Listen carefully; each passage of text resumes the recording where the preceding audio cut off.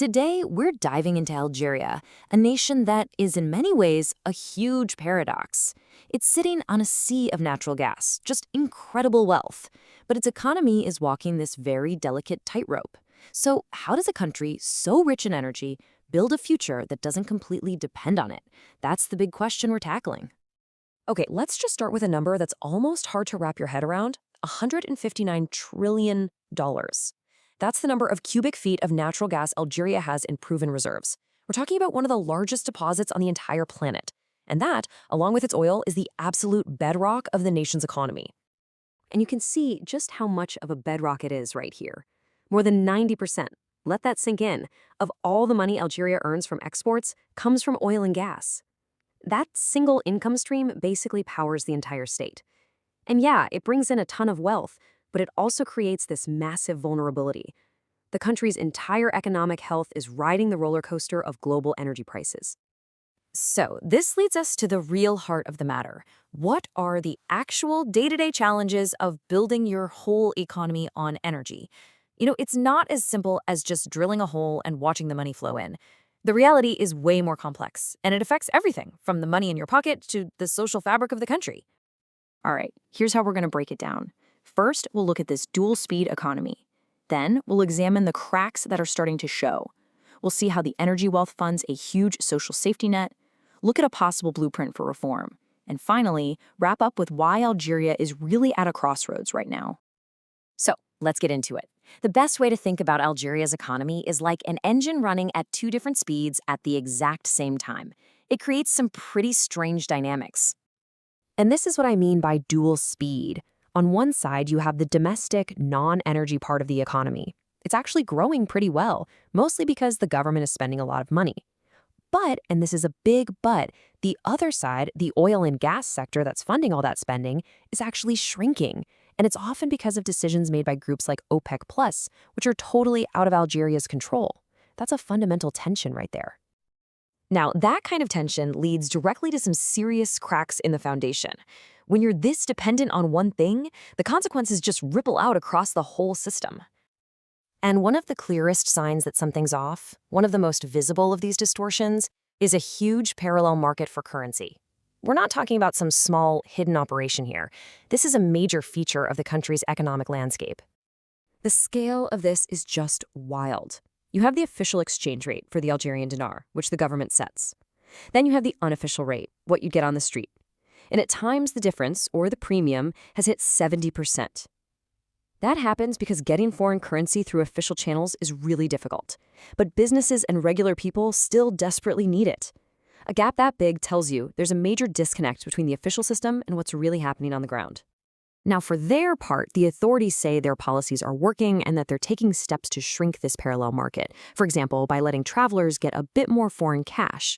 But, when you see a number like a 70% premium, it really shows you the scale of the mountain they have to climb. And the challenges don't stop there, not by a long shot. Foreign direct investment is super low, partly because the business environment is just really complicated to navigate. At the same time, the government is spending a lot, which is widening the deficit and putting a strain on public finances.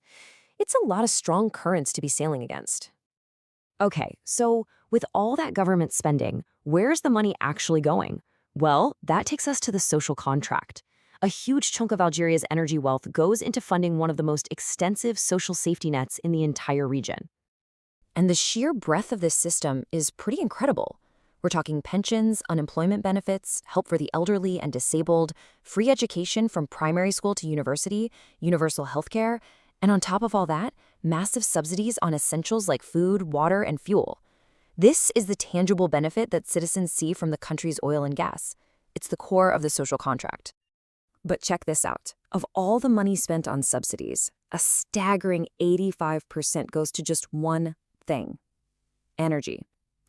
That keeps the price of gas for your car, electricity for your home, and cooking gas incredibly low for everyone, whether you're rich or poor. And while it definitely helps people's budgets, it's also a really expensive and not very targeted way to provide support. But here's the twist. Even with all that spending, there are still massive gaps in the net. Almost half the workforce is in the informal economy, which means they're not paying into Social Security and they're not covered. The main cash payment for the poor is tiny, just 15% of the minimum wage, and public services like healthcare are really strained from all the demand. It just goes to show that throwing a lot of money at a problem doesn't always mean you're helping the people who need it most. So, what's the way out of this paradox? Well, looking at all these challenges, international groups like the IMF have suggested a kind of blueprint for reform, which is all about building an economy that's more resilient and sustainable for Algeria in the long run. The plan really comes down to four key pillars. First, diversify the government's income. Basically, get better at collecting taxes from the parts of the economy that aren't oil and gas.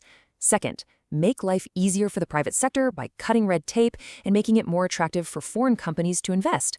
Third, improve transparency in how things are run, especially in those big state-owned companies. And finally, the big one, start to gradually reform those massive energy subsidies and instead give targeted support directly to the families who truly need the help.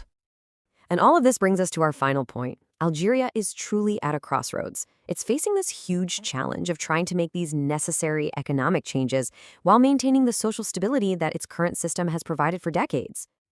And it's so important to remember what's at stake. If you look at the UN's Sustainable Development Goals, things like reducing poverty and improving education, Algeria actually scores higher than the regional average. Real, tangible progress has been made. So these reforms aren't about trying to fix a totally broken system. They're about making a system that has worked, in many ways, sustainable for the future. So that leaves us with this final, critical question. Can Algeria manage to modernize its economy, to wean itself off its oil and gas dependency, and fix these deep structural issues, all without breaking that social contract that has been the bedrock of its stability for decades? That is the tightrope the nation has to walk. Thanks for joining us.